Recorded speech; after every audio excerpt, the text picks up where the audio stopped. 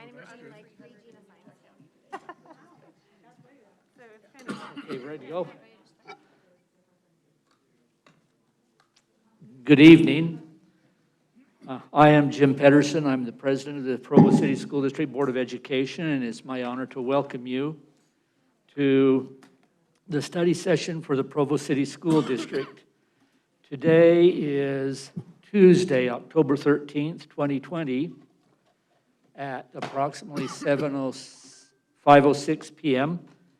And we will begin with a roll call. Stephanie?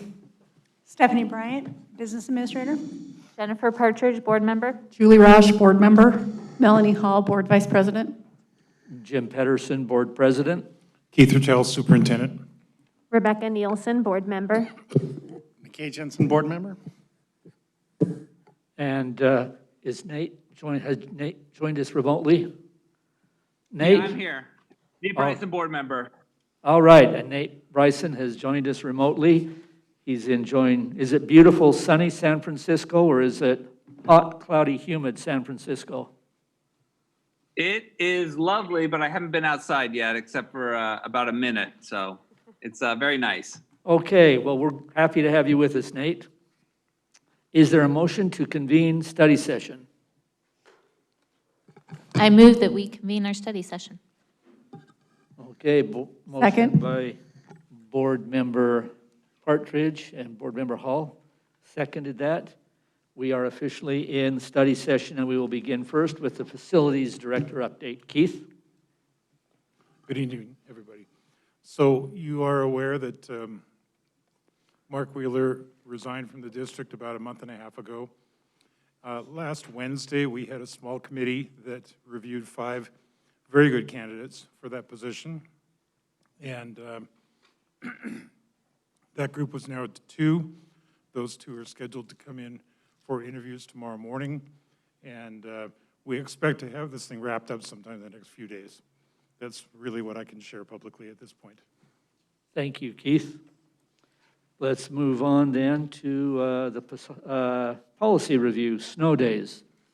Let's go to LEA specifically. You want to do LEA Oh, first? no, that's fine. You're up next. I'm sorry, jumped ahead. So, board, if you've read the tab, you know the background on this, but for those of you in the public, I'll 2 of you, 2.5. So, this calendar year, I brought before the board a proposal to, in the future, both this year and in the future, to amend calendars to include a snow day sometime in late April. That would make it at a time that the likelihood of getting any more snow is pretty much gone. We've had snow days built in as the first day of spring break, but as we learned this past year, if you actually have to call a snow day and then you want to use it, that really causes a lot of disruption for a number of families. Ultimately, it didn't prove to be as disruptive as we thought because COVID hit and nobody could go anywhere anyway. But at least kind of temporarily adjusted or disrupted plans.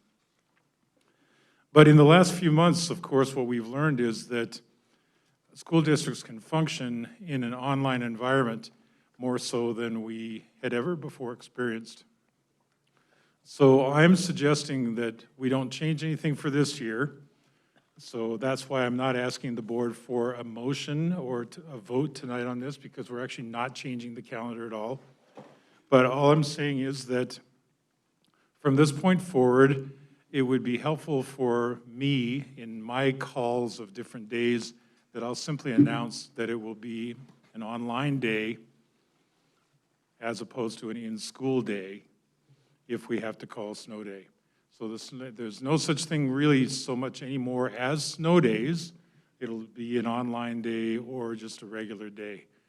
And how this would work is we would hope to be able to, based on forecasts, be able to give students and teachers a heads up on this the afternoon beforehand, just based on what we're seeing in terms of weather forecasts.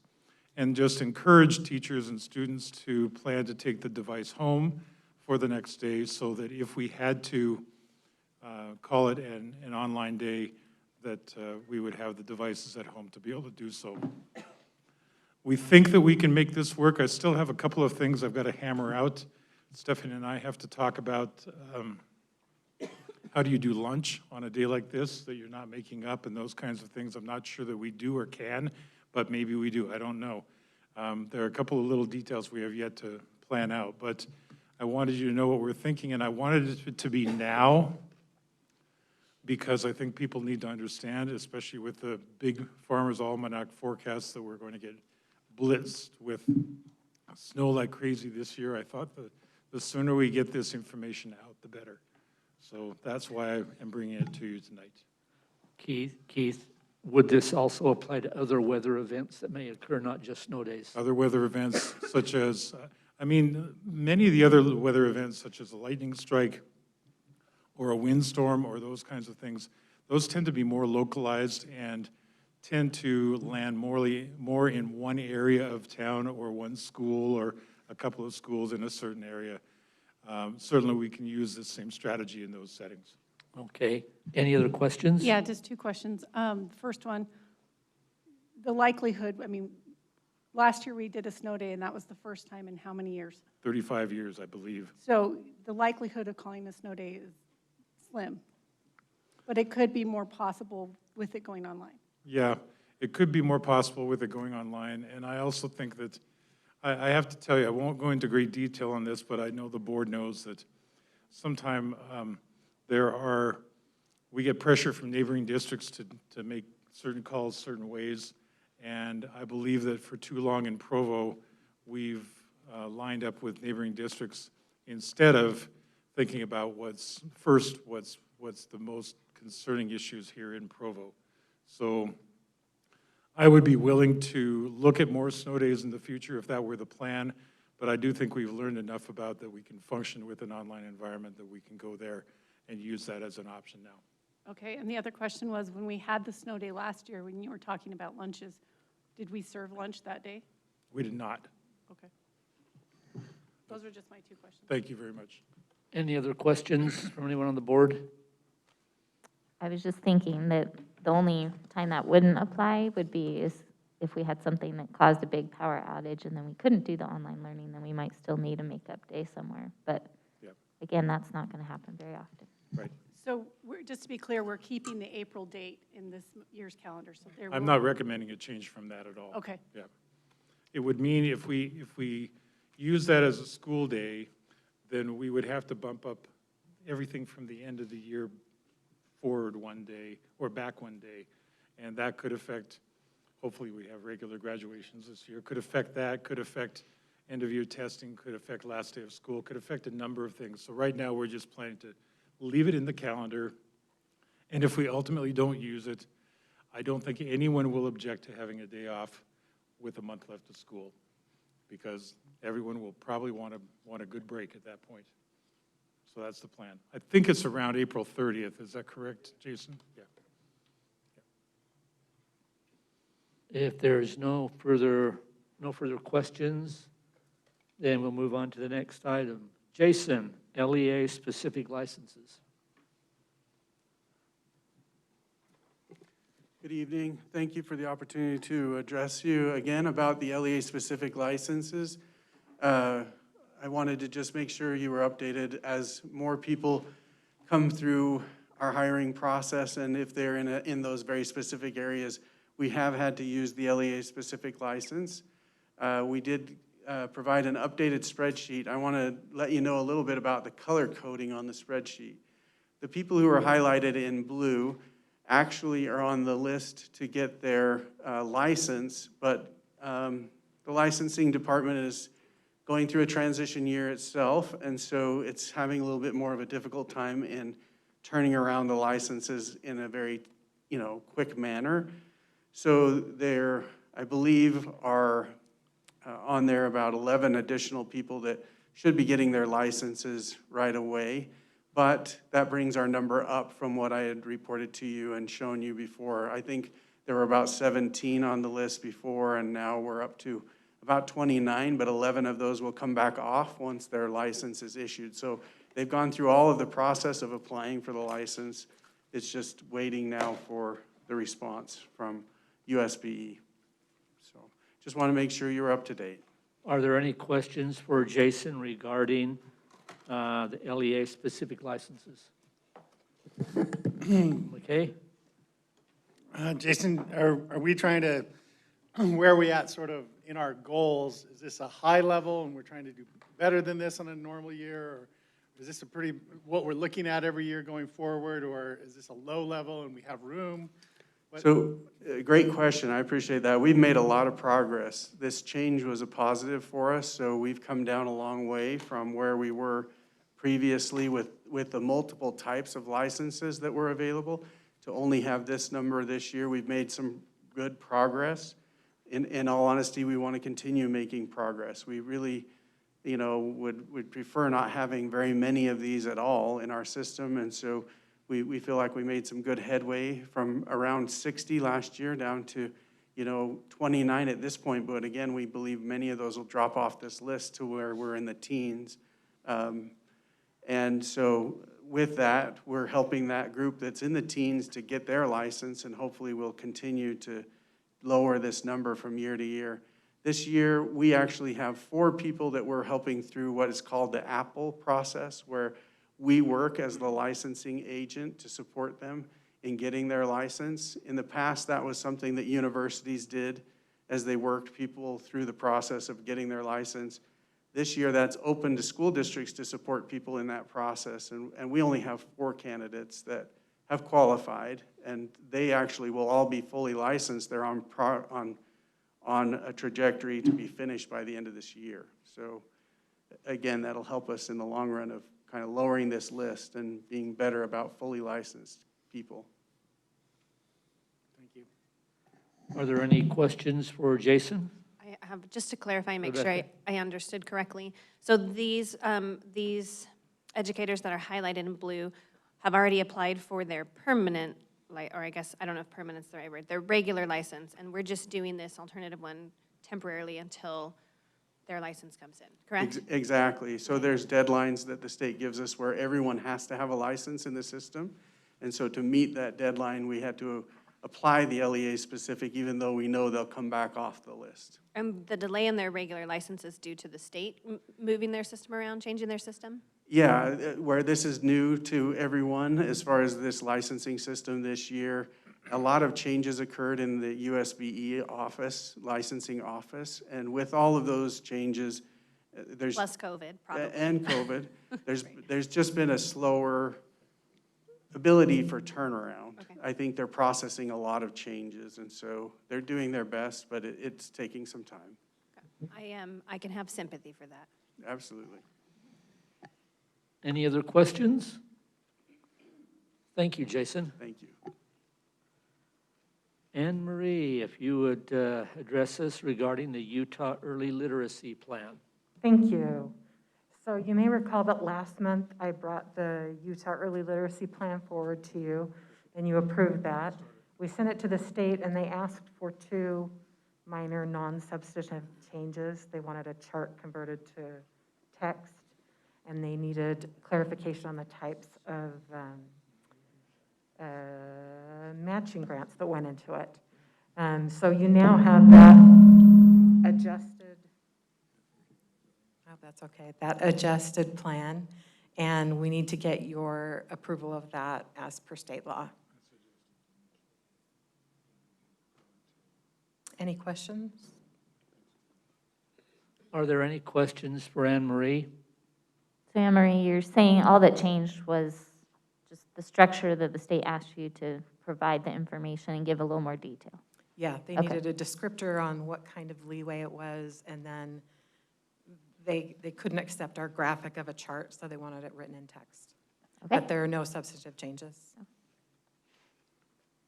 Any other questions? If there are no questions, then we'll move on. Good Thank job, you. Anne Marie. Thank you. Stephanie, you win the award tonight. You get the next 3 items.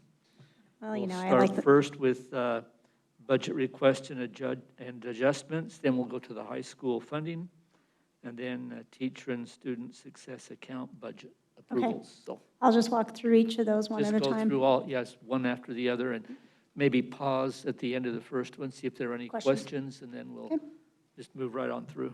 Okay, the first item is budget requests and adjustments. As you know, you all approve a budget annually. Usually that's in June unless we're going through truth and taxation, and then it's in August. So in August, you approved the FY20 budgets for the year.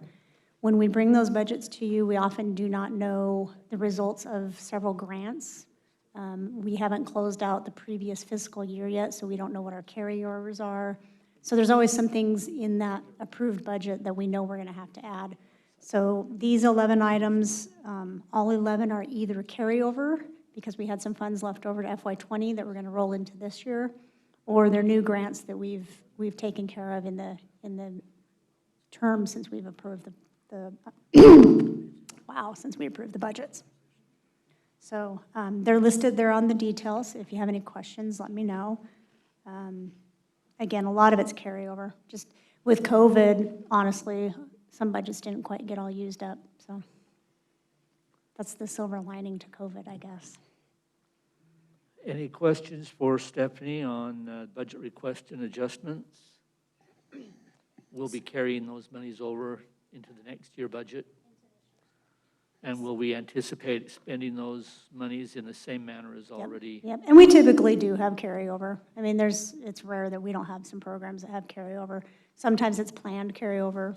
Sometimes it's carryover that's related to a grant that goes into the next year. So some of it's unspent funds and some of it's planned, just based on timing. So Okay. that was going to be my question. Is this an unusual amount of carryover? No, not, I don't really think it is, because we always have somebody that is kind of hanging on to some funds to put together with next year's funds to do something. And again, a lot of them are grant-related, because grants typically don't run the same year as our fiscal year. Lots of times grants run until September or October or December. So some of these are bringing over grant monies as well. So a lot of this sounds like it was planned, really. Okay. Yeah, a lot of it's Just planned. good budgeting practices. It's pretty standard for me to bring this to you guys in October. Stephanie, did they give us any heads up on that our liability insurance was going to jump so much? With state risk? Yeah, if that's who I'm referring to. There's an email from Devin talking about insurance costs going up a little more than expected. Yeah, we knew insurance was gonna go up. It went up last year.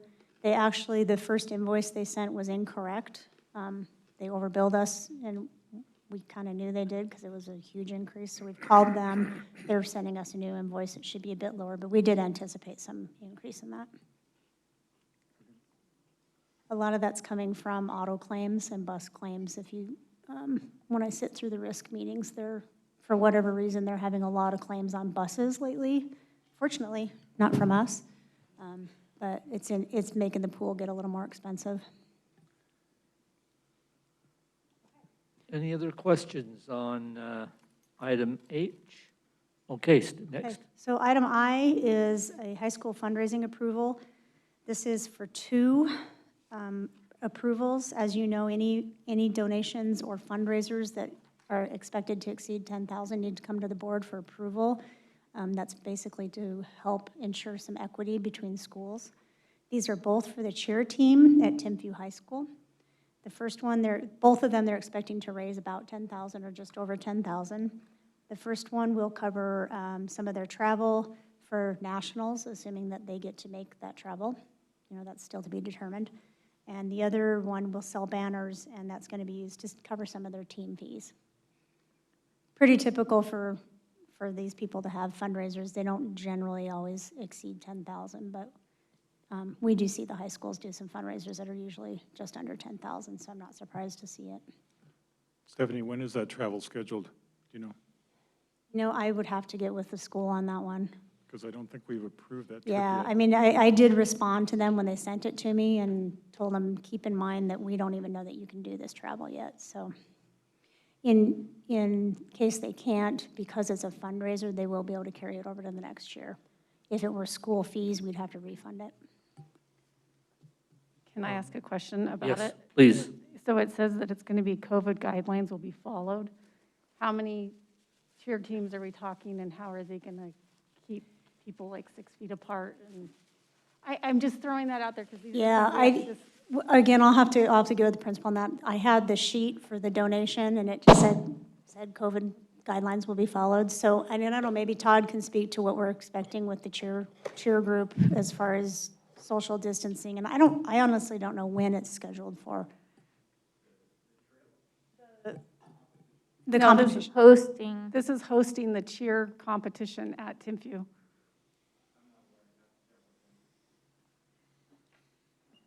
I can get you some of that information and email it to you.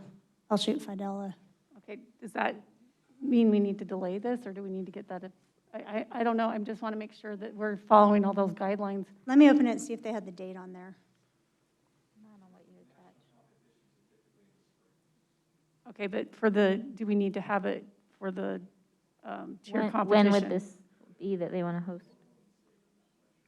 Yeah, she didn't put the date on the donation form. I don't have the travel, well, Timpview wouldn't be traveling, the other schools would be traveling here, but I don't have those other forms, I just have the donation form for now. I guess, Todd, what would you expect, like, with the COVID guidelines? Yeah.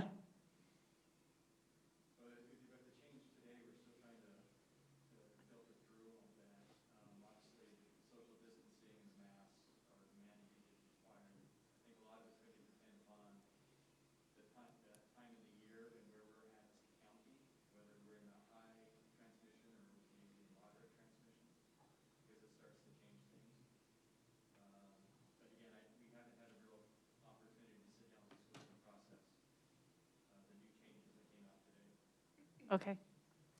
I guess maybe I'll point out, this is the first time that I've dealt with what appears to be a very distinct disconnect between our trip approval process and our fundraising process. And it looks like because they depend on each other somewhat, I think we need to do a better job of trying to align those. So Stephanie and Todd and I will look at that and see if we can put a system together that'll work better so we can get you these questions answered in the future. Yeah. In the meantime, if we have a little break between this meeting and the next meeting, Stephanie, do you have that form on your desk in your office? I have it on board docs, actually. Okay, The donation form is. okay, all right, Yeah. thank you. Okay, and then the last one for me is Teacher Student Success Account budget approvals. This is the TSSA money that was allocated last year.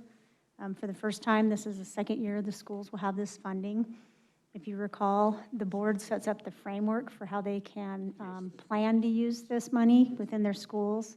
It operates a little bit similar to the trust lands.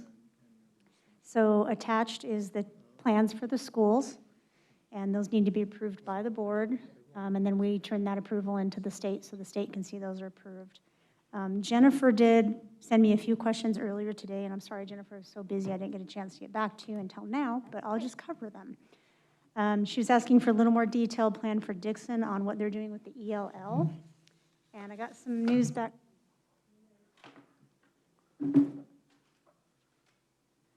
John over at Dixon said that they're going to hire 2 Spanish-speaking teachers to teach AELL with that funding. So that's Dixon's question. Provo High School, you asked about the AVID training, and is that even going to be possible? I checked with Todd. The AVID training is local and online. So there really won't be any travel concerns with that. And then you asked about allocating out to school clubs, and it depends on the framework that the board has set, so I think we're okay with them doing that based on our framework. If it's something we wanted to give some consideration to whether they can or cannot, we could revisit the board's framework and make some determinations there. And then last, Jennifer asked about the details on Timpview for Content Link and Fresh Start. And the notes I got from that principal, that Content Link, and I'm going to summarize these, are a little longer in the email, but Content Link is an instruction program to help IEP students get into mainstream classes and work through that. And Fresh Start is an at-risk program that they'll be using within the school. So, Do we know, it just didn't say in the plan, are we paying for personnel for that, or is that the cost of the actual program? I'm going to guess it's the programs, but I can verify that with Fidel as well. Todd, do you know anything about those 2 programs? Are they paying for software or people? It says FTE on the side, I missed that.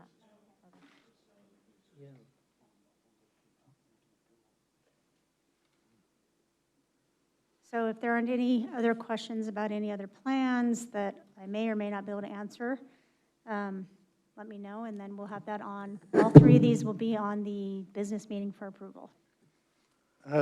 Stephanie, or did we just have a copy and paste a little bit from the last year to say have attendance incentives in Tim Pugh's plan? He has them or he does not have them? He does have attendance incentives and awards to honor students who make and reach goals. The make and reach goal part is $5,000. You know, attendance incentives was not Yeah. the year for that. That was Okay. pretty much a copy and paste, I would imagine. Okay, Yeah. all right. Are there any other questions from the board on either item I or J? Now, in these TSSA plans, if you recall, last year, it was kind of a crazy throw it together and figure out how to do it because the way that the legislation ended and the way we had to come up with the plans very quickly so that the schools could get their plans together and budget. So, if we wanted to, we could revisit the framework that we put together, that the board's framework that they have to follow, and we could put in some of these things if we feel like they, again, should or should not specifically use those funds for those types of things. So if that's something the board wants to look at a later date, we could certainly look at that and make some changes. I just have one more question about Keith, can we get something in writing that now with the new, I know that we're learning all the new high, moderate, and low phases of what counties are in. Can we have something maybe in writing of like what would be expected once we figure things out? Like if we're in high, this is what can take place at the high schools, or This is on the fundraising? this is on the fundraising. You were asking about questions about I or J. Yeah. So I'm just wondering if we could get something in that in writing once we Yeah, figure when it we all get out. it, when we get it, yeah. Yeah. I did hear they announced 5 counties today. Yeah. We're one of them. And I know there's a lot of details that are going to have to be ironed out, so, Okay. but when we do, it'd probably be good to just have that so that all the high schools and all the schools are on the same page. Right. Good, thank you. Yeah, we Okay. can do that. Good, thank you, Melanie. Any other questions about H, I, or J? Thank you, Stephanie. And now, the item that we've all been waiting for, our, Did you want to talk about masks? I was just talking with Keith. I think that we are adequately socially distanced, and so as you make comments, I think it would probably be okay to drop your mask, make your comment, and then after the end of the meeting, we will sterilize all the microphones. We'll get that way I think everyone will hear us a little bit better. If you don't feel comfortable, don't feel compelled, but I would think that's probably okay. Okay, COVID. Yeah, the item we've been waiting for. I was thinking earlier today how a year ago, I'm not sure any of us really knew the term coronavirus. And now it's dominating our lives and virtually everything we do all day long. So I wanted to bring the board and the public up to speed on something that happened last Thursday. It's been, as you know, it's been a well-known fact that in our district, we hold a safety committee meeting every day. And starting, I guess, back in July or August at the very latest, I don't remember exactly when, we decided that with the regularity of that meeting and with how serious COVID was, we decided that that safety committee meeting would become a daily meeting and that it would focus primarily on COVID right now. And it was originally to deal with school security and school hardware and processes for making sure that kids and teachers and guests are safe at school. Now the safety definition definitely applies to COVID, but it seems we're not talking about locks and doors and those kinds of things so much anymore. We're talking about COVID and cases and tracking the data that we have and those kinds of things. That has taken over, and no regrets, that makes sense. Well, over the last few weeks, and the board will remember this from previous board meetings where either I said it or someone else did, in the safety committee meetings and then also in other settings, there have been a number of concerns that have been raised about, so what happens when it's not so much the COVID cases themselves, but the impacts of quarantining. What happens when that starts to really have an impact on our ability to run school? Here's what really served as the impetus to this discussion last week. We hit a day last week where we were one driver away from needing to probably cancel some of our bus routes. One driver, because we're down on subs and we had a number of people who were out. Either they'd been exposed or they had been exposed to the point where they were worried about getting it, or they were simply quarantined because they'd been around someone else. And so we were talking about those kinds of impacts. When I say we, I called a meeting together with all the principals and other district administrators last Thursday afternoon. We met up at the GLC. We were appropriately socially distanced. We talked for a while. I gave them a worksheet to work through. They worked in groups. We compiled all their responses. We gave them out to the board, and the principals have seen them. I'm sure we can make them available for others in the community as well who want to see them if they want it. The bottom line is we're trying to be ready. That's what this whole meeting was about last Thursday, was to be ready for what happens if we hit that point. How do we respond? How do we respond if we're one driver away? And so today, Jennifer prodded me to do this, and it was a great idea. I mentioned to PTA Executive Board today that if they can help get the word out, we do need more substitute bus drivers. We do need potentially more substitute child nutrition workers, food service workers. We do need potentially more substitute custodians. And so the bottom line is if these kinds of support services get diminished to a certain point, when we cross that threshold, the question will be asked, can we adequately run school? You'll notice I haven't even mentioned teachers yet. We know about the 3 cases per classroom, 15 cases in a school. We think, although we haven't seen evidence yet, that the state will be changing those threshold guidelines to percentages. But again, that's just hearsay at this point. We haven't seen it happen. The point is, these are programs that we are running. It could happen with technology, Chad. Right now, he's got a fairly healthy group, but that could happen. They could go out. It could happen with our nurses, our counselors, and on and on and on. So our concern is, let's just be thoughtful and talk through what kinds of things we can do. Can schools, if a school has to not have buses and they're heavily bus dependent, do they stay open? Can we put some of their resources to a different school? We've talked about all those things. We haven't sifted through them to build any firm plans yet, but we do have these things on the docket now as possible solutions. That was really the main purpose of that discussion, that meeting last week. Board Member Partridge, Board Member Hall both observed those meetings that were going on. Principals were in small groups. They shared with one another, put their plans together, gave us their ideas. We're sifting through that. Bonnie organized all of that.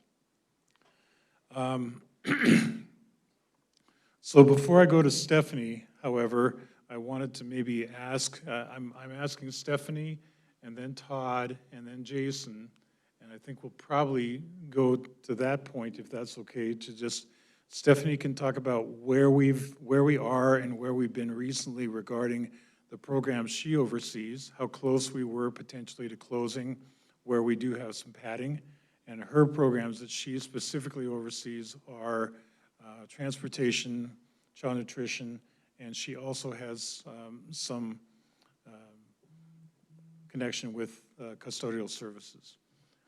Todd will talk about secondary, and Todd, are you prepared to give a brief outline for Alex about elementary as well?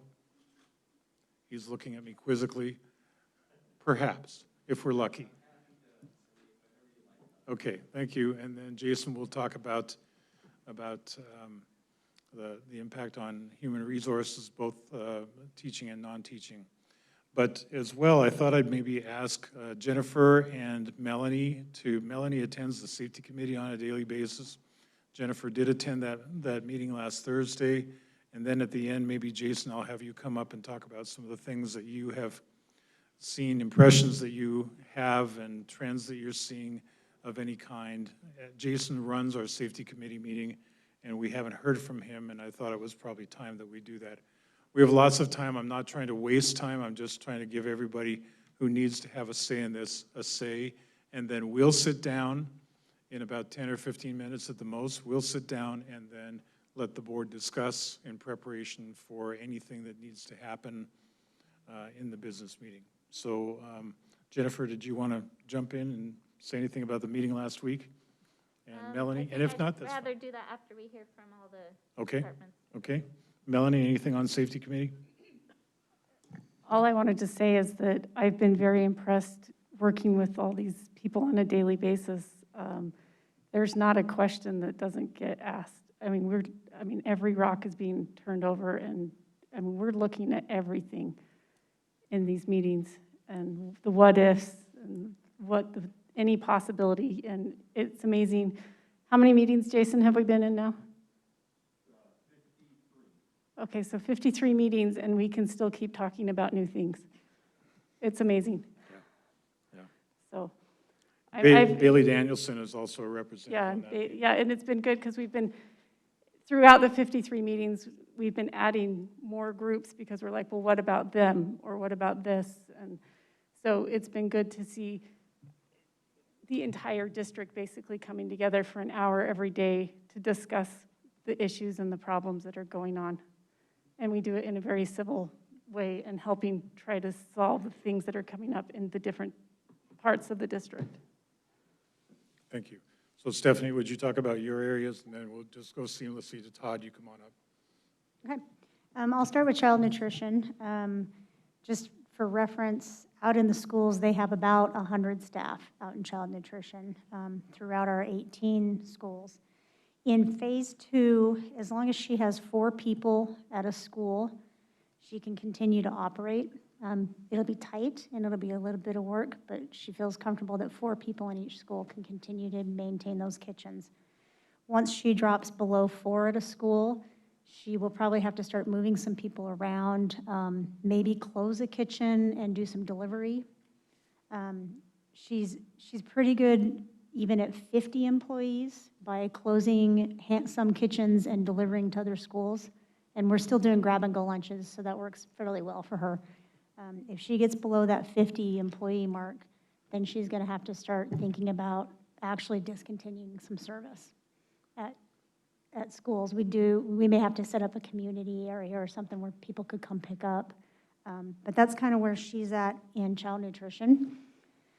So she's got a little bit of room. Right now, she's got, I think, 5 people out, either quarantined or positive. I think more quarantined than positive. So she tends to have about 5 at a time rotating right now, doesn't she, Jason? I think. So cross your fingers, she's doing okay. They're not getting too worried about it yet. Custodian is also kind of in that boat. You know, Jeff Hawkins basically said he can manage even with 30% of his staff gone. Now, some things may have to wait. You know, vacuuming in a classroom may not happen, or you know, miscellaneous things that would normally happen may have to be put on hold while they prioritize disinfecting. But he's pretty comfortable that, I think he's got about 190 employees out in the schools, and he's pretty comfortable until he loses about 50 or 60 of them. He shouldn't have too many problems. Again, he'll have to prioritize. He'll have to figure out what to do in certain areas. I think he's only had a few people quarantined, just kind of getting started in his department, so we'll have to keep an eye on that just to see, you know, how that works. But We do have a handful of head custodians that are out today, though, correct? Yeah. And then the last one's transportation, and really this is this is the worst one to work with, the hardest one to deal with, because once you are down X number of drivers, you just don't have people to drive those routes. We run about 40 buses a day, 40 to 44 buses a day. Because we're running lighter right now, we're not running 100% capacity on our buses. Troy feels like he could be out 1 to 7 drivers. It's kind of a vague range, but he's got some office staff that can cover, he's got mechanics that can cover, he's got a handful of subs. So depending on what's happening with the office staff this week, he wouldn't have been able to cover anything with his office staff because they're out. Mechanics can pick up, but he said between 1 and 7, he's probably okay. He may have to cancel sport trips, you know, extracurricular things, and he might have to combine a few routes. He's comfortable combining some routes right now because ridership is low. If he gets further than that, then we're literally talking about having to maybe cancel some routes. So we'll have to give some decisions to, if we're down 10 drivers and he can only cover half of those routes, what do we do with the other 5?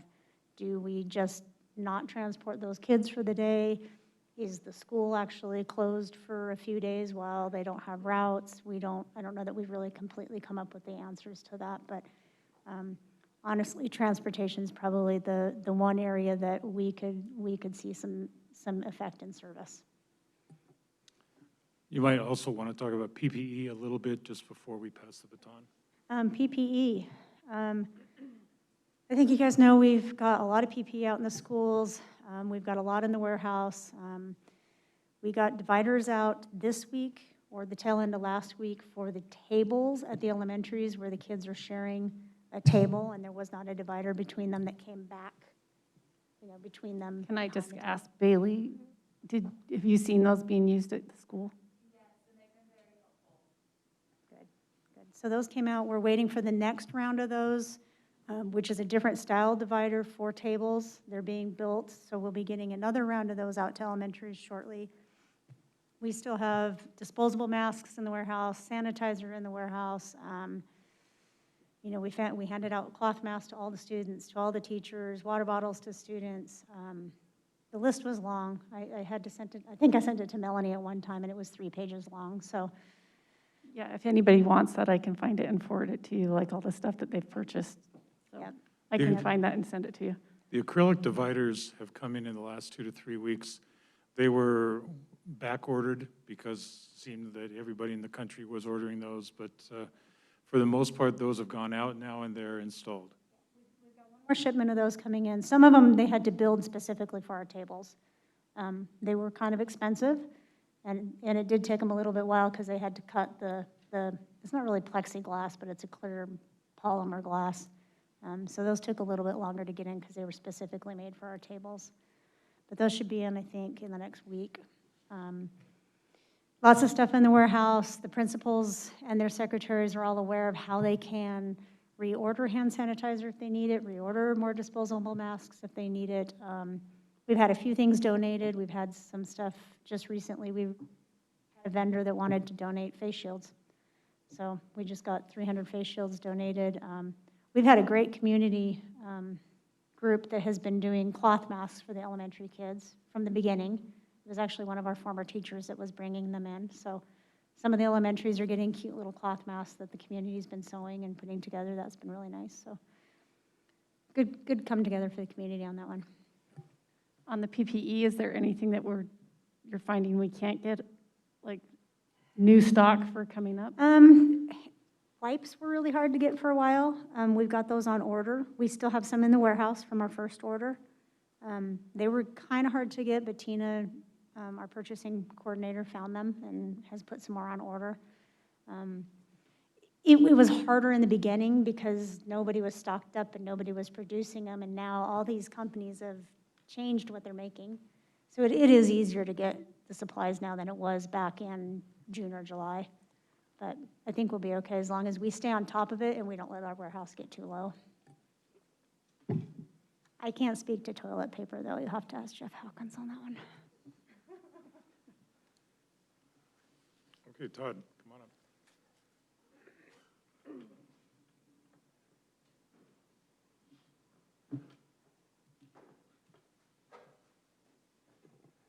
Good evening. Before I get started, I want to report that I did hear back from Dr. Montero and the request for the cheerleading fundraiser. This was some wishful and hopeful planning, I believe, on their part early on. They're planning to use the funds for a national competition in April in California. So I think they're hoping at some point things will change and we'll start to permit out-of-state travel again. He indicates that if that falls through, they're going to look at how they're going to lower the cost for kids either this year or for next year. So when would that cheer competition be? Pardon me? When would that cheer competition be? In April. In April? In April. But what about the one that they're hosting? He hasn't indicated yet for me. Okay. So with that, let me begin with elementary, and I'll do my best to do a Alex Judd imitation. I think where I'd start by saying is it was somewhat unfortunate that the transition for elementary to phase 2 coincide almost immediately after the surge in our community started, and we saw quite a bit of a surge in our community, and consequently we started to see numbers of kids being quarantined and teachers that were being affected in our elementaries, and that has been rising if looking at the data for the last couple of weeks. Fortunately, in the last 2 or 3 days, we've started to see that drop off, and things have seemed to settle a little bit better in the elementary school. It is interesting looking at the data that elementary schools seem to be driven mostly by what is happening to the adults. That the adults are getting infected or may possibly bringing in, and the exposure is happening within the school. But I believe Alex would report that everybody's handled it very well, and I think they're very happy to have the kids in school, and things are moving forward. I also would report that they've made I would think, some substantial changes to home study, and that seems to be going much better at the elementary level. In terms of high school, or not just high school, but secondary in general, I know this has been somewhat of a tension point for us, knowing that date of the 23rd was on the horizon. And I've met a number of times with the principals to try to understand where they're at, their feelings, how they're gauging their staff, their concerns, in addition to participating in the safety committee every day and watching the data pretty closely. And what we know is that the secondary students are different than the elementary students. We know that they seem to get infected more readily, and there's the potential of passing that on. We've watched our neighbors very closely. In fact, I made a request this morning to try to garner some feedback from just our school nurses on how they perceive things were going in our schools. Little did I know that they were going to reach out to all the school nurses in the county to provide me feedback. And I received that feedback this afternoon, and it was quite interesting. All of them talked about how the hybrid has reduced the number of infections and reduced the number of quarantines in all their schools. And that our nurses particularly are concerned that moving to a more fully opened school day with everyone attending would double our quarantines. So that's their concern and what they report. We recognize, working with the principals, that this is a real tough situation. We recognize that kids need to be in school. They perform better when they're face-to-face. But at the same time, how do we balance that against the health concerns that we have, not just for within our schools, but for our community? As we've seen over the last month with the surge in our community, we know that it started in that age group of 15 to 24, and it really shot up. What we've seen since that time is how that has rippled into all other age groups, and we've seen a rise that almost corresponds directly with that younger age group into the older age groups. So there is this point where we have to acknowledge that schools do not operate within a vacuum. What happens within the school carries out into the community, and vice versa, what's going on in the community carries very easily back into our schools. And so how do we balance that out? Working with the principals, you know, they've been pretty creative and coming up with some ideas of how do we balance this. The one piece that seems to be the most operative, the most important strategy that seems to help the most in holding back the tide of exposure and infection is social distancing. That seems to be the number one. Masks are important, and they are additive to that, but they're not infallible. Social distancing seems to be the best strategy. So the question has been, how do we provide greater access, move perhaps forward, but yet maintain that social distancing in schools that are so large? At Timpview, you have 2,300 students. Even our middle schools are around 1,000. You know, one thought is to look at how we structure our 4-day week as it is for in-person, and perhaps we start to run classes every day while maintaining half our enrollment and running it longer through the full day. So what I'm saying is that we'd go back to a regular bell schedule, run all of our classes in that day for half our population, and then repeat it the next day.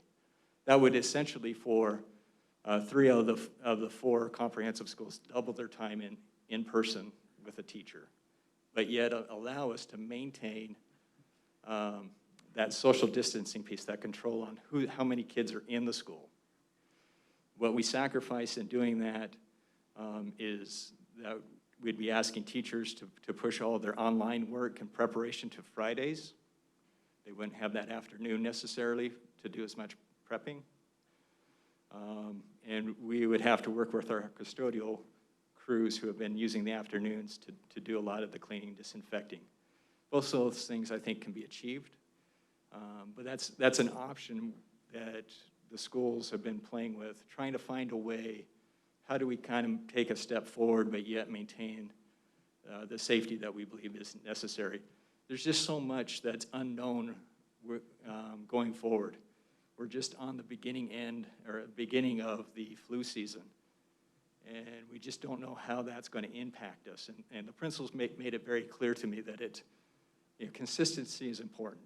Learning occurs with consistency over time.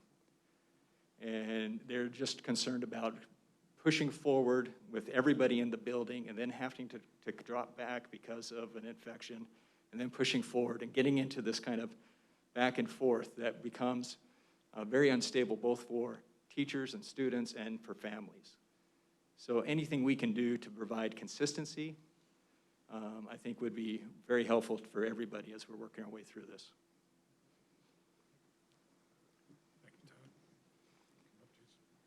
Well, can I ask a quick question? If we were to extend the day for the high school or the middle school, how much more time would the kids get in each class, roughly? It would roughly be 2 hours a week. So if the students they'd come in on Mondays and Wednesdays, or Tuesdays and Thursdays. They would see all their teachers each of those days. It would be roughly an hour. For the high schools, it would be roughly an hour for each class. Just trying to think off the top of my head how the bell schedule would work. It would be less than that for Centennial because they're on a 10-period schedule. Dixon actually would benefit the most. They're actually already in this schedule. They started out this way simply because they're on a 7-period everyday schedule. They never had to go to this alternating schedule that we have with the other schools. Would this affect transportation? That's something we'd have to work through. It shouldn't, because we're maintaining the same bell schedules. It's a little different in that it's the later afternoons, and so we'd have to work through that. Again, this is a concept of trying to figure out how we would possibly come up with a win-win on this situation. Right now, this is just at a brainstorming level Okay. to try to figure out if we can. The logistics Number one, and the does it have- details. Does it have appeal to the board? Does it have appeal? The other thing that would have to be worked out is the schools would have to work with nutrition services to run multiple lunches It's not something we're doing currently in those schools. We're doing mostly a grab and go with a bag lunch. But for parents, especially or students who are concerned about having only one contact a week at the high school level, especially in an AP course, this would at least double that contact. Absolutely. So it's a model we're playing with to determine whether or not there's any benefit to developing it further. But it would be Monday through Thursday still. Monday through Thursday. Okay. So have we had any feedback from parents or otherwise about the Alpine schools that have been 5 days and then gone to 2, gone to basically our schedule and then gone back after a couple weeks? Has that been too disruptive for them? Would they trade that? What I've heard back from our principals who meet on a pretty regular basis with their colleagues to the north and also to the south. One report is there was a high school, because of the outbreak and how they started the year, and that they were forced to go into this hybrid and back and forth. In the first 6 weeks of school, they're on 5 different schedules. And they talked about how disruptive that was. It's, again, the predictability and consistency, I think, are key components to a learning environment, whatever the model may be. You know, it's the feedback we were hearing is it's been really tough on schools, on those school communities.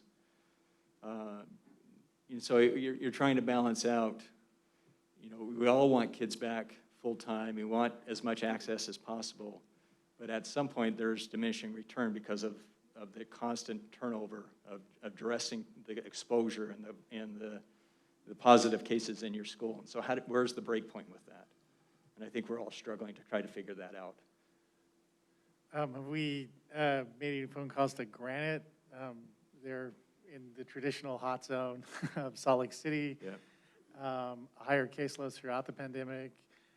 They haven't had some of the problems as Canyons or Jordan School District. They've only had one school that's sort of been up high.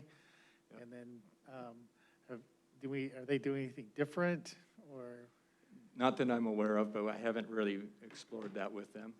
I have met with their secondary director, but it's mostly around activities and athletics. We haven't talked a lot about the school day itself. We called Ogden and seen what they're doing. I mean, they traditionally model us in a lot of ways, as far as our population and other things. Yeah. How many days are their secondary students? Do you know? I don't know.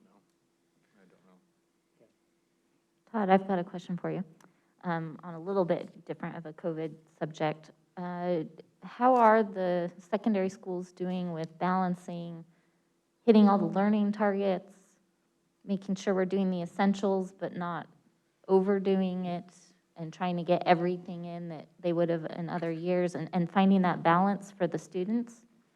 I would say what I would report back is it's been a challenge. What I've heard pretty consistently is that this first quarter, a lot of teachers are still trying to figure it out in some sense. Everybody, even though we've tried to work with them and tried to provide them guidance, and everyone wanted to take what their traditional curriculum was and put it all online, and then they're realizing that's, you know, it's insurmountable. It's just too much, and then they're trying to figure out, well, what's the right balance of essentials? You know, what I heard yesterday, and again today, is from principals is they're feeling like many teachers, not all, but many teachers are feeling like they're just now trying to figure it out, and they're starting to get into a bit of a rhythm. There was one report from a teacher in the middle school, and she may be the outlier, but she feels like they really are starting to hit a kind of a sweet spot with this, and it's actually working out well in her view. And she's teaching in a core content area. So you know, it's taken some time, but I believe people are really getting, you know, are getting their head around it, and are doing the very best they can, and they've made some progress. I think every one of them, to a person though, would say if we could, if the conditions would allow it, they would prefer in person every day. But in the meantime, they're doing yeoman's work and doing the very best they can. And it's taken some time for them to kind of sift through and balance what's reasonable online and how do I teach online versus in person. Even though we had that experience in the spring, it's been different this time around, and they're still figuring that out. So have we given the secondary teachers any clear direction with, when it's time to give grades at the end of the term, of how to go about doing that? We're not automatically passing everybody, Nope. but also we're looking at effort and That's are they right. meeting essentials, but maybe not penalizing them if That's right. they're doing 10 hours of schoolwork every day and still can't keep up And with things. we've met with the administrative teams around that. We've tried to give them a lot of flexibility and some ideas. I know that a couple of schools, I couldn't say all of them, have really gone forward with this idea of assessing to this standard or more of a proficiency model as opposed to a traditional model. Even one of our comprehensive high schools has moved that direction. So they're trying to find ways to assess authentic learning and to break out of those molds of traditional points and time and seat and assignments and those kinds of things. They realize that this is different. And we believe we've given the principals enough tools that to work with their staffs around that. So, yeah. When you talk about the teachers are saying that they're finally starting to get a hang of this and that they're starting to understand it, would you say that the students are starting to get the hang of it too, or are you seeing more participation that way? Well, that's another, it's another question. And we've talked a lot about engagement. We've brought forward this engagement score, as you're fully aware, through Doug's leadership in student services. That's been really helpful. As I know, the schools are using that weekly score to identify kids and to start to reach out to kids in different ways. But nevertheless, it's an imperfect process, and there's a fear that we are missing kids. We talked even today about how, well, we won't truly know how kids are doing until we see grades come out. And then we started to talk about what will be our efforts then to recover and to re-engage and work with those kids. What will be our plan after that point? So yeah, there's some concerns out there. There are absolutely some concerns, and we're still trying to figure out how to do this the best way. How soon would we know grades after the term ends? Grades will post a week after the end of the quarter. Okay. So we finish on the 23rd by the 30th. Typically. Chad, can I ask you a question? In our safety committee meeting, you had mentioned that you were going to look at see how many computers had never been logged on. Did we ever find that information out? Okay. Do we have any idea, sort of, I mean, we're supposedly in a technology environment and how many students we have in trouble as far as, that aren't participating, that might be in trouble for a grade towards the end of the term? Yeah, the number that came out this morning had a 0 in their participation, which is the lowest. It was about 12%. So 12% are risk of failing at least one class, is that right? Yep. Any other questions for Todd? I think just for my relative understanding, so 12%, what would it typically be if we were in a typical situation right now? Yeah, that was the question that came out this morning as well, and trying to make that comparison. Again, that's difficult. It's not an apples to apples look at it. What I suggested is what we do know is that the failure rate is of at least one class in our freshman cohort is typically about 25%. But there's so many other variables in that, and that's looking at an engagement score as opposed to a grade. That's why there was this sense we really are not going to have a full understanding of the sense of a problem, if there is one, until after grades post. I just want to reiterate something Jennifer pointed out with maybe we need to make it clear to all the secondary ed people that were not planning on doing an automatic pass, that needs to be sent out to the parents again. Yeah. There's been that question, and you know, we want to put that out. I want to just make sure that that's the sense of the board, the feeling of the board going forward, and then we're happy to move that forward. We've tried to convey it through the administration, but we haven't said that beyond the administration, and we relied on them to convey the message that grades matter, everything counts, everyone needs to be doing their very best effort. So if there are people that are looking for a message from the district office, we're happy to send that out this week. I think it would become better from the schools, but personally as a parent. Or both. Yeah.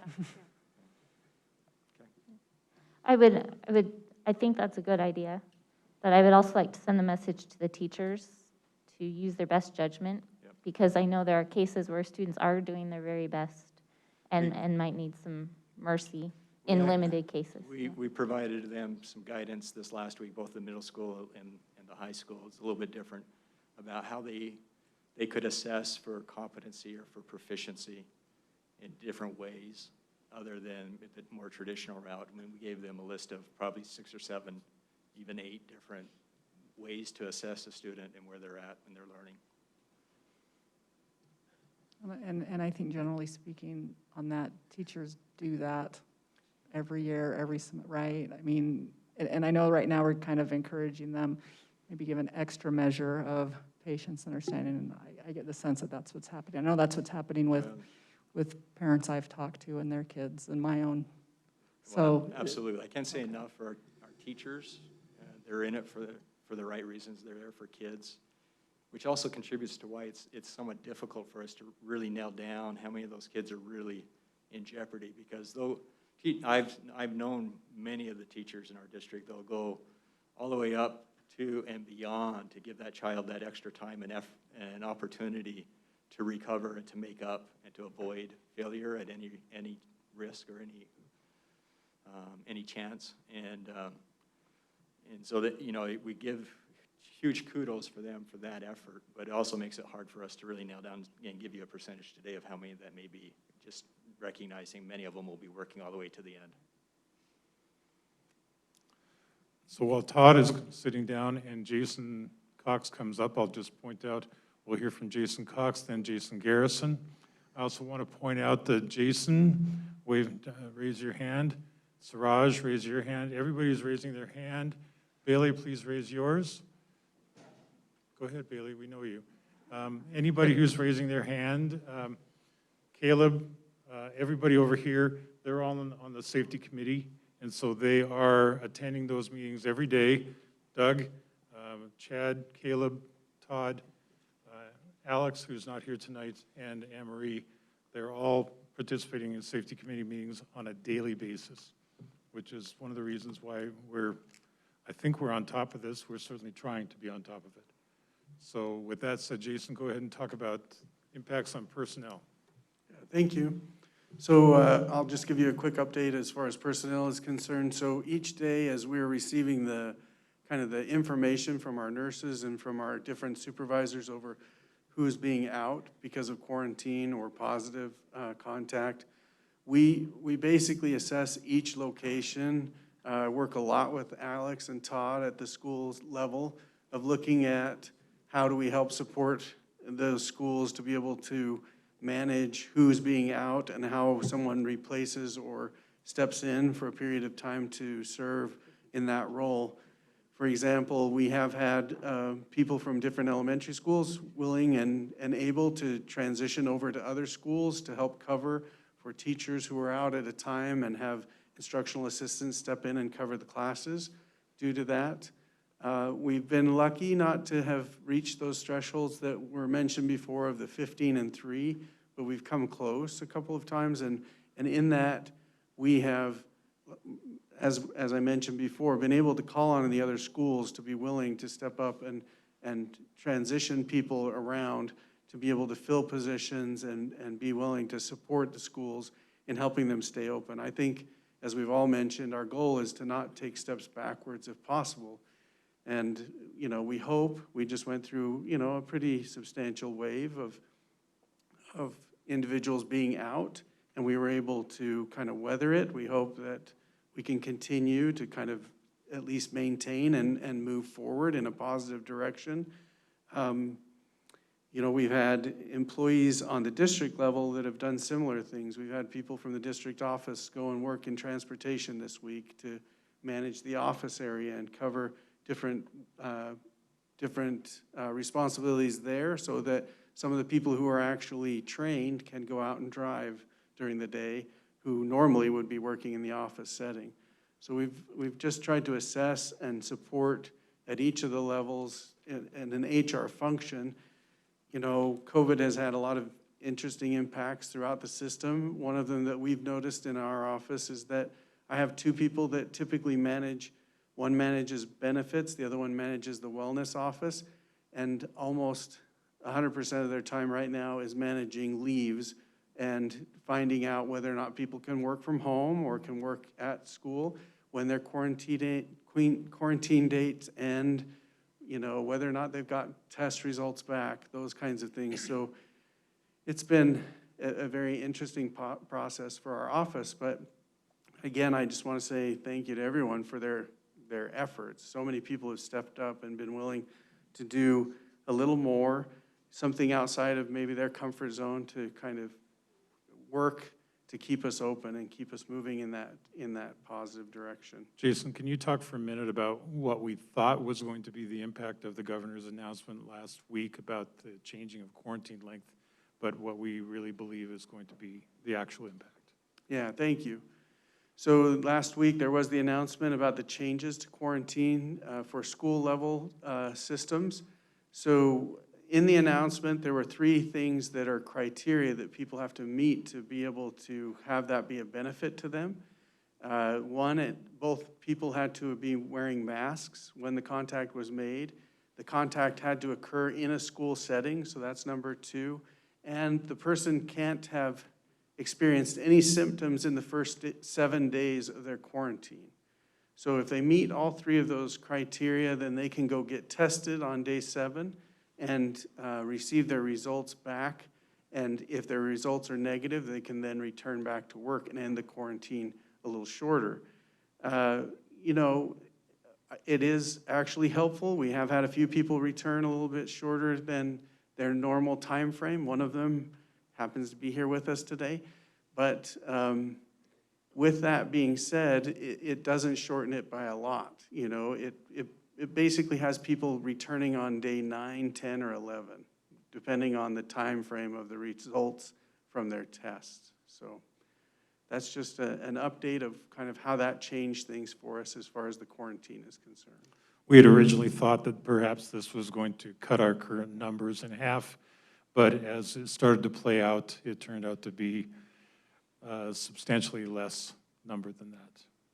Yeah. And along those lines, you know, even in the guidelines from the governor's office, it's a may, people may return early. So we're not compelling people to have to return early based on those guidelines. So a lot of this, again, is just trying to be very supportive to people as they go through a very difficult year, trying to help them feel comfortable about being able to do their job and be here on a regular basis. Jason, is it very difficult to find subs for teachers? Great question, yes. So the company that we work with at the beginning of the year had a large number of people signed up to help substitute for classrooms. When all the changes from locally from COVID started occurring, those people started dropping out of the system. So we went from an availability of about 1,700 people on a regular day that would be available to sub for us in our school district to about 300 people who would be able to sub for us. Now, that's subbing for not just us, but other local school districts that contract with that same company. And so there's been quite an impact just on the fact that the illness that went through the community caused people to not feel welcome to come and sub for us, not feel comfortable about subbing in general. I would also add, Jason, that a number of our subs through that company are retired individuals, And of course, that's an age group that is particularly susceptible. So that's probably one of the reasons why it was hit hard. Absolutely. So the schools, for the most part, have been pulling internally to cover for classes when they're impacted. They've asked instructional assistants, trackers, many of their classified employees have, again, stepped up and been willing to take the class for the day. If a teacher's out on quarantine and they say that they're willing to work or comfortable to work and want to work during the time that they're out, then we allow them to Zoom in while an instructional assistant is covering the class. They'll do a couple of hours of at different time frames where they approach the class and work with them. But, again, they're not able to be there all the time. They can't Zoom for 8 hours straight, I guess, or 6 hours straight. And so, but we do have a large group of people in our instructional assistants, our classified employees who really have stepped up to help us out in that area to cover when we can't get substitutes. Other questions for Jason? Thank you, Jason. I have a question. We doing anything for the wellness of our folks? This is highly stressful, or what's going on sort of in our district wellness? Do we have resources or anything we could tap into, or what? Yeah, just tell absolutely. me what's going on. So we actually have a wellness person located at every school. We have our main person who works in our office, but they have someone who is located at every school that communicates about our wellness programs. We have created websites specific to COVID and resources that are available to employees so that people can come and find the resources that maybe they didn't know existed prior. We also have worked with our own social workers internally to make sure that they are actually available to employees at every building also. So they typically, work to serve our students, but they're actually willing and able to serve our employees to a certain extent. We put some guidelines around that so that they could help people who are in crisis to make sure that they get to the resources that they need and they feel comfortable. If in doing so they feel comfortable approaching this person, they get that support. Thank you. Thanks. Are there any other questions for Jason? Okay, thank you, Jason.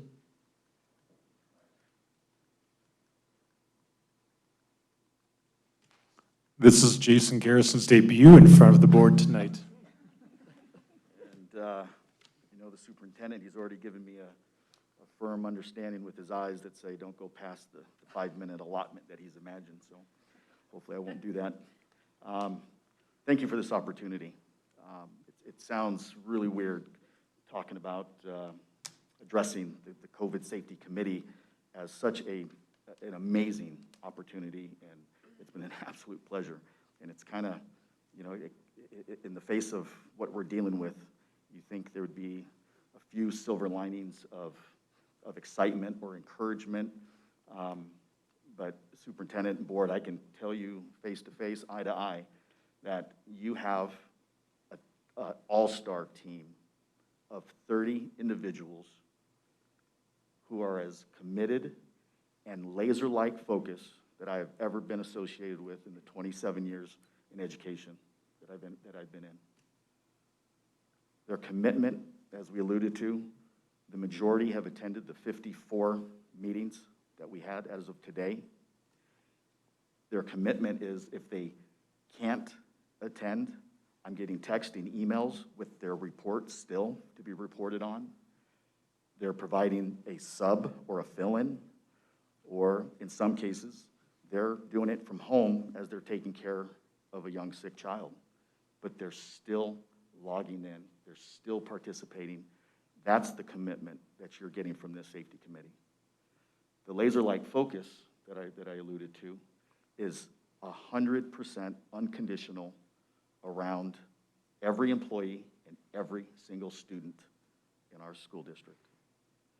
Every question, every solution or possible remedy or recommendation, there's a lot of thought, there's a lot of questioning, there's holding each other accountable in a respectful, professional, but yet obligatory way of making sure if there's a question previous day, that it hasn't fallen off the minute sheet, that it comes back with a response and an answer. Every action item that we have on the minutes and that are discussed, I wouldn't even give it a percentage, but if I could, I would say absolutely almost 100% of the time, there's a form of a response to someone's question or concern. That's the respect that this committee has for one another. That's the commitment, and that's that laser-like focus. It's an absolute all-star team that I would go to war. I'd go to any game with any day of the week. It took a lot of foresight and a lot of vision on superintendent and executive council's part to invoke a daily meeting that would commit many of us to a regimen of meetings that we don't have no idea when the ending is coming. But this group hasn't even questioned the concept of extending it another week on a day-to-day basis. I would even probably venture to say this meeting is probably actually looked forward to on many occasions, just because, one, there's amazing people on the committee. It's good people to be around, good solid thinking, good solid problem solving. There's no taking a step back on this committee. If we need answers, we find answers together as a committee. There's representative of every department in the district, and everyone contributes to ensure that that one part of a student or one part of an employee isn't forgotten, isn't disregarded, and is fully represented. I have never been more proud to attend a daily meeting, 54 days in a row, daily meetings in a row, and I've never been more proud to be part of such an all-star Now, team. if we can just cure the virus. If that's a challenge, we're up for it. So you wanted a little there's not much more I can add to the operational data that Ms. Bryant brought up. Dr. McKee brought up some of the data sets. I don't want to rehash necessarily any of those unless there's questions regarding those. We take everything into consideration from the data, from getting into the office at 7 a.m., start looking at the numbers. If they're not there by 8:30, me and one of our assistants is calling the CDC, we're calling the Utah County, we're calling our nurses, finding out what the data is. We want to have as up-to-date data as soon as possible, as readily available for this committee, as well as the anecdotal information that Superintendent Judd and McKee bring to the table when they converse with the principals at their local grade level sites. We look at all of that. We take in consideration the nurses, the CDC, and every department's needs when we come up with a recommendation or just filter out some thoughts or get some answers to some questions. So with that. Thank you, Jason. Thank you. Appreciate that. We'll bless you for 54 straight days. Melanie, you're earning your reward in heaven. Suraj, I believe you're next. Actually, we don't need him to present tonight.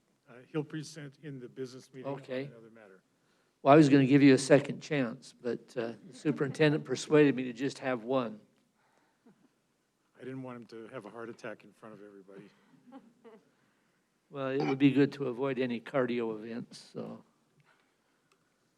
So the question was really, was there anything more for the board to discuss? Board, do you have any additional questions you want to ask? Jennifer? Well, I'll go ahead and share just my conversations that I had when I attended the meeting last week with the principals. First of all, just very impressed with everybody's just got a can-do attitude and trying to make the most of the situation and do right by the kids and by the teachers, and I appreciate that. In fact, when I talked with the middle school principals, they were sitting together and they both were telling me they've already got all their plans figured out of how to make lunch work in a phase 2 situation with trying to keep the students socially distanced, and you could tell they put a lot of thought into it and were trying to make it work the best they could, and I really appreciate that. What I did, because looking at our October 26th date and looking at the community spread that we're seeing and how neighboring school districts are sending a lot of their secondary students to a hybrid model, I myself was wondering, is it wise to move to phase 2 yet? And so I asked them, I got to talk to them in small groups and just said, if you were making the call, when would you feel comfortable to move to phase 2? And they didn't give me specifics on that necessarily, but they shared with me their concerns. And basically what I got from it is some of the things that have already been shared tonight, that they would love to have students in the building more, but they're concerned about staffing, and they can mitigate a lot of things if staff have to be out and we're in a phase 1. They can combine classes if needed and be more creative in some of those ways so that we don't have to close completely. They're worried about moving to phase 2, and then our numbers go high enough, fast enough that we'd have to close or move to phase 1 and the disruption. And I just left that meeting feeling really strongly that it's not time to move to phase 2 yet for the secondaries. The other thing I wanted to share is I did talk with Principal Griffin at Independence High School and just got a sense that they are they're a different situation than their other secondary schools. They have many fewer students, and their students are a particular demographic that benefit even more from the in-person instruction. And he expressed to me that he would love to have all of his students there in a phase 2 situation. And so I hope tonight when we are making decisions that we can talk about that talk about independence separate from the other secondary schools. Thank you, Jennifer. I appreciate those comments. Appreciate your attendance at that meeting and your observations and insights. Thank you. Other comments, questions about the report we just received?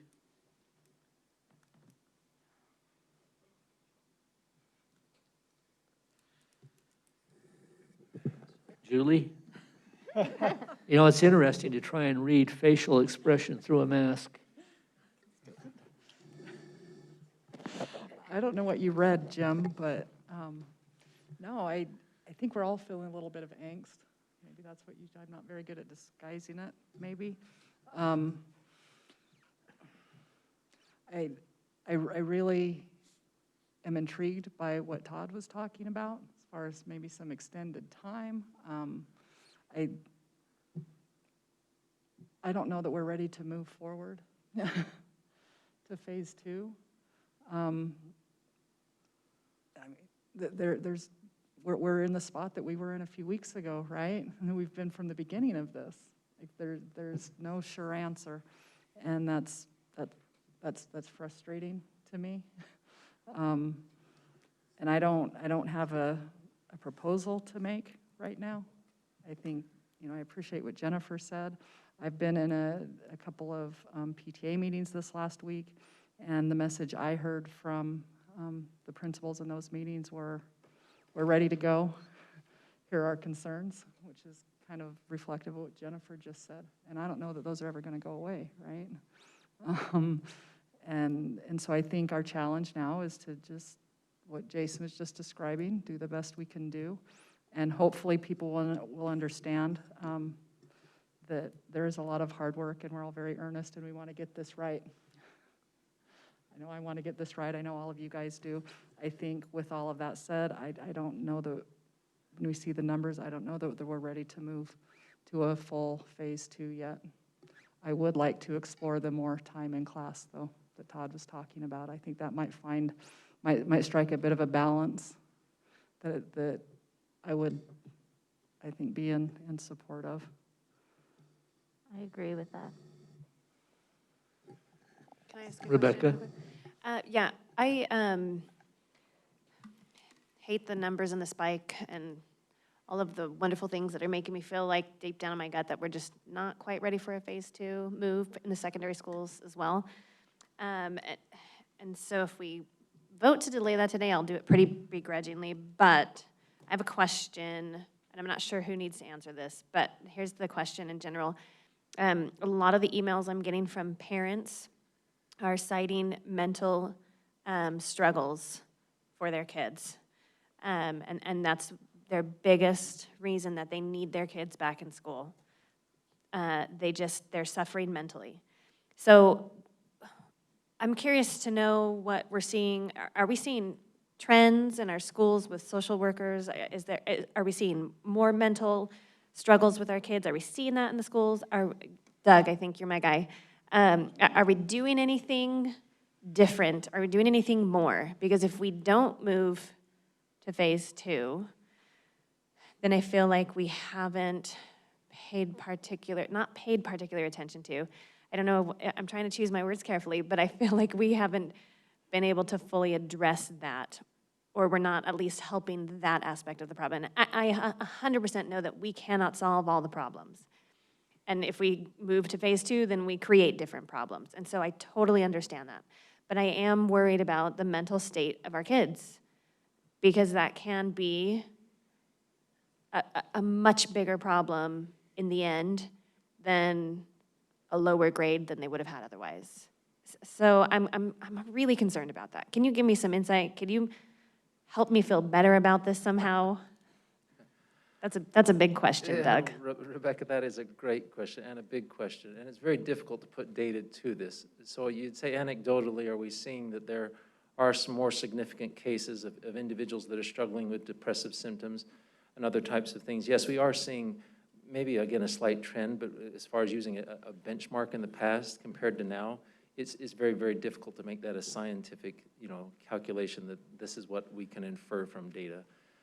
We do have, as part of this safety group that meets every day, we do have our lead social worker who gets kind of a pulse from our social workers every day on how things are going. And just even to just recapitulate what was shared this morning, there is heightened concern among not only the student group, but of course the employee group. Everyone is pretty tense.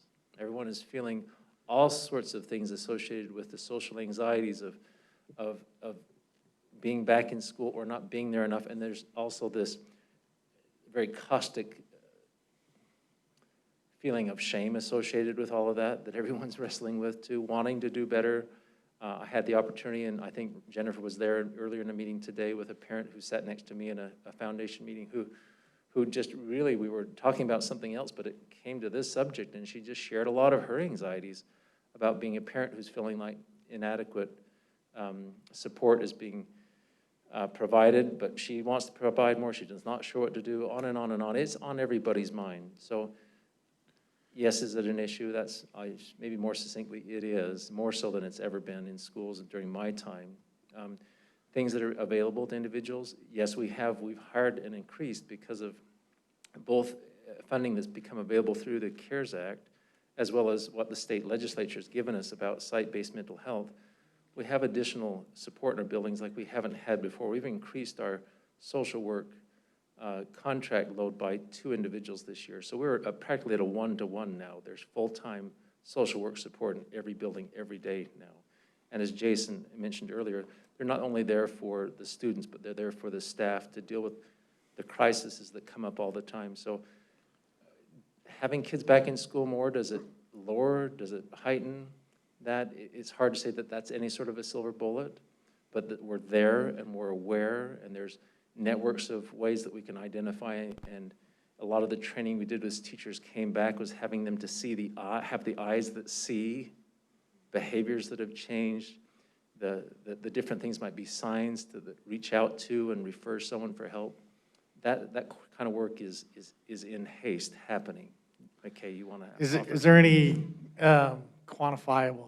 Is there more tips in Safe UT? Is there referrals to Wasatch Mental Health? Is there, are there any quantifiables beyond our conversation? Right, there are a few quantifiables.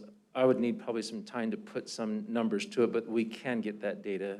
So again, I share with you, McKay, anecdotally, when I meet with Wasatch Behavioral Health, and we meet monthly to kind of coordinate what they're seeing at the community level.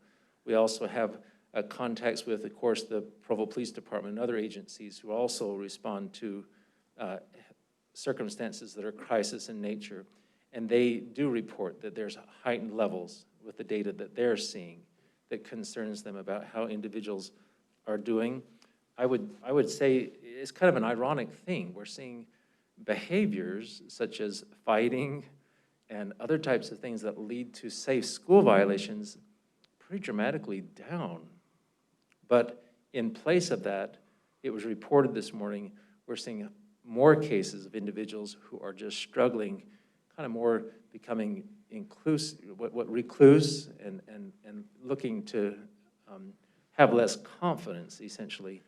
And those are the kinds of things that they're finding are at-risk people in the schools are responding to, kind of the depressive symptoms versus a lot of explosive, dangerous behaviors. So that is quantifiable, McKay, and I could, with a little time, put numbers together if you asked for it.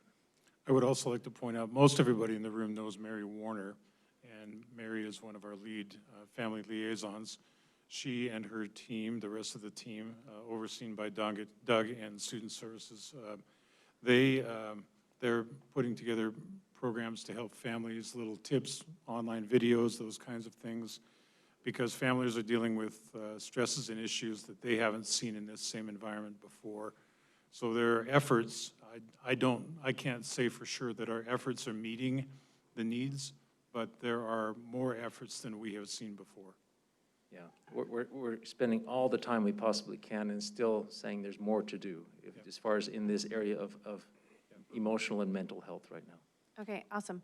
Has there been anything sent out to our families through schools or whatnot that helps them know and be aware of resources they can turn to whether in our schools or in the community, if they feel like they need them for their mental health? I don't know if I've seen anything like that, but I wonder if that might be helpful. Yeah, we could certainly send refreshers to that. At the beginning of the school year, there was a whole battery of things that were sent we had different audiences. We had the staff who received some information. We had students that received information and information for parents. Okay. And again, there was a bit of a blitz because we had spent some time during the summer anticipating what the stress would be with opening school again. Mm-hmm. When we start talking about changing phases, and I think it's kind of, I'm hearing it thematically with you all, it almost feels like we're starting school again in a way by making such a significant change. So some of those same needs that we maybe felt in August of how are people going to cope with this significant change and the stress associated with it, a reissuing of some of those resources or refreshing them around, here's what you can do, maybe now this has pushed you to a spot where you don't feel well again. So thank you, Rebecca. That's a great suggestion that my department will work with. McKay, you have a question or a comment? Well, I'm, again, just like every day of this whole experience, we're faced with contradictories. So we're faced with the community is increasingly going badly, and that looks like that momentum is going to carry on through the winter. But increasingly, we get things like the Atlantic piece that says schools are not super spreader sites. I think that in the governor's press conference today, there was a marked absence discussion of schools or churches. It was everything in the governor's press conference was about casual gatherings, the casual gatherings. And if one thing that there's evidence by right here and in our schools are not casual about this. We're not casual. And we're having a lot of people struggling with sort of the instructional time, especially as time goes on, the comparisons just grow. And there's I've always, sort of secretly pulled the data of Mountain View and Timpanogos and Alpine because that's pretty much Provo and Timview, almost exactly in demographics and size. Timpanogos is in a modified schedule because they went over 15, but they're dramatically down. Mountain View has not gone to a modified schedule, so they've had a full term, a 5 days a week schedule, but Alpine is moving to 4 days a week overall in reaction to what they see coming, what their teachers are doing, how that's working on. So they're working on that 4 days, so they're coming back. That's also a community with a university housing in Orem and everything else. And so in looking at our parents that are desperate a little bit just for more, so anything that we can do more, I'm going to say yes to. So if we say, you know, we're running eight classes a day and you go twice a week, that's at a massive improvement. 100% of improvement, not 50%, it's 100%. We're doubling it. So that would be great. But if beyond that, it's difficult. We want to take care of our staff. We want to take care of our community, and it's so contradictory. And everyone else has, and there was good reason to start out different from everyone, but we should be learning a little bit from everyone, and I suspect that we should start to begin almost to look a little similar along the Wasatch Front, and that's going to be almost a lot of the community demand. That's going to be a lot of the discussion is, okay, how are you different than Ogden? How are you different than Orem? And they are, like I said, they're moving to 4 days, so I feel good about 4. But how do we answer that? And yep, they're fully expecting to bounce back and forth between that, 4-day schedule and we're now in cohorts, and we'll go every other day for 2 weeks. But are we locking in for the year, or how long do we go before we start reacting a little bit in the same way? And but there's so much contradictory stuff to take into account. Can I ask somebody, I don't know who to ask, but we've now had the elementary teachers has it been 2 weeks? Have been going 4 days a week for two weeks. Is there somebody who could talk to about how the teachers are doing in the elementary level, having gone 2 weeks? Bailey?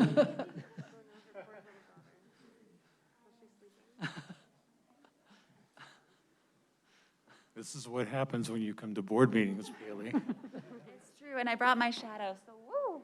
You should know, by the way, we were recently placed on quarantine, and my daughter was really worried that her teacher was going to fall behind, so she made some worksheets for her to work on. So that was helpful. It had handwriting practice and math problems. So I think that one of the biggest things to remember is that this entire year has been filled with a lot of different variables, and at this point, there are just going to be things that it's like, okay, that's new, cool, we can handle that. That said, at my school in particular, there was a huge influx in teachers going on quarantine. My personal experience is that about half of our teachers at one point were placed on quarantine in the last 2 weeks since we moved to phase 2. That impact has been really difficult on the entire school, as many of our aides were placed on quarantine. We had to have substitutes come in, but it was very difficult just to keep the school staffed. Because of that, we have since learned, and we've been able to talk to other schools and make a plan for that, but we couldn't address a problem we didn't know was going to exist until it existed. So that said, I think that there are going to be those variables no matter what we do, and we're going to have to address those problems as they come up. For the mental health of teachers, it's really split. I hear from teachers who are more overwhelmed because there is no possible way that they can socially distance. A class of 28 first graders would take 56 yards to stand 6 feet apart.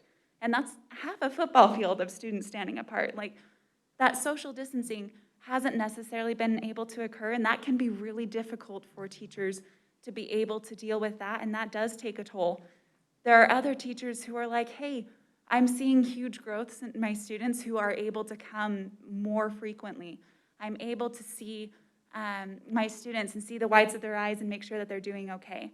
So like I said, it really is split as far as teacher wellness, and this year is just going to be one of those weird years where we're going to have to find the problems as they come up and deal with them as we can. I hope that that somewhat answered what you were looking for. Other questions? I don't really have a question, but I am going to make a comment based on all of us, the whole conversation. I think that we got a lot of feedback when we were wrestling with this with the elementary schools. And the thing that's just echoing in my head was this plea for some, like, just let us know. I think the sooner, we have to balance this, you know, let's give this enough time to make a decision so that we have as much information as we can without waiting till the night before to say this is what we're doing. And I know that's kind of, I think what I'm going to do, jumping off what Lisa said, uncertainty. No matter what we move forward, we're going to be going, did we do the right thing? We don't move forward, did we do the right thing? And we aren't going to know the answers to that, right? I told somebody, I've said this multiple times, ask me in a few months and I will tell you exactly what we should do today. But my brilliant self 6 months from now does us no good today. It's of no use.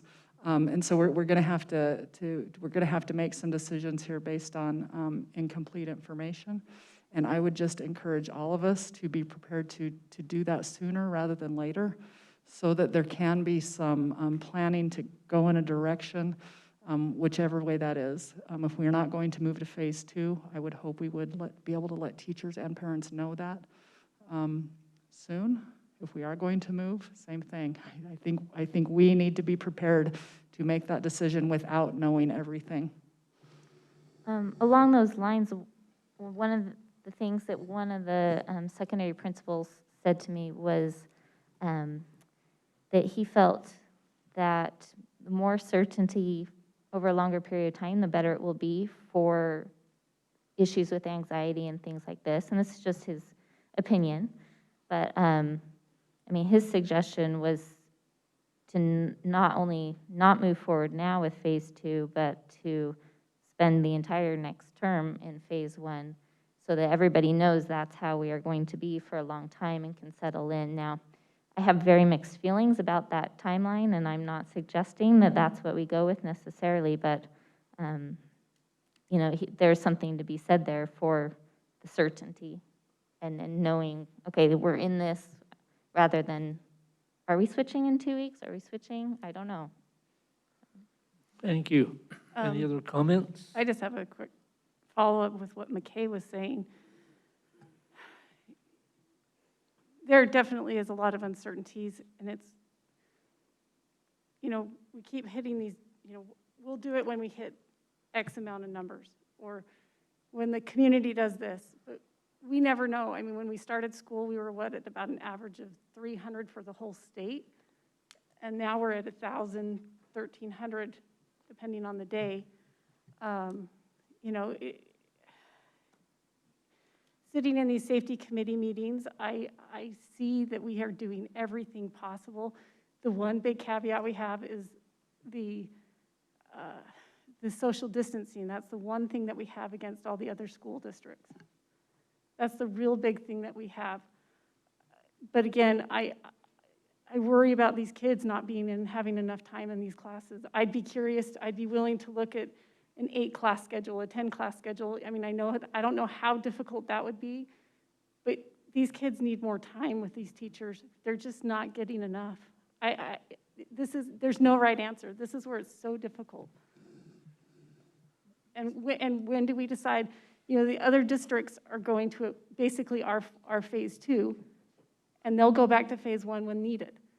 So should we do the same thing so that we don't have to keep saying, well, Nebo, Alpine are doing it? I don't know, but we need to do what's right for Provo at the same time. So one thing that's very different about Provo, I don't know, I genuinely don't know of another middle school like Centennial when it comes to kids per square foot. I honestly don't. I mean, and that goes for Dixon. I mean, there's a reason why Dixon is on the bond list, you know, sort of, or we're looking at replacing that because, and why so many people choice out of that, because kids per square foot in that building is also very different than almost any, than any middle school in the state right now.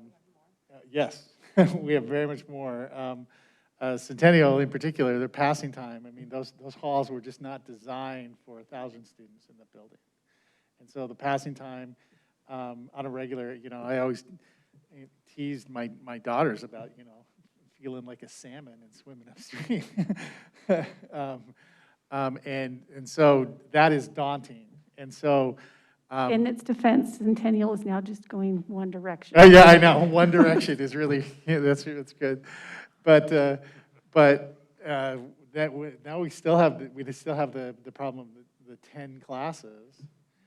And, to Julie's point, asked me a couple months ago what we should do today. What we should have done the first day is we're only scheduling 7 classes. And we're going to go in cohorts and just split you up, and you're going to have a class every day. I don't know if we can do that with 8.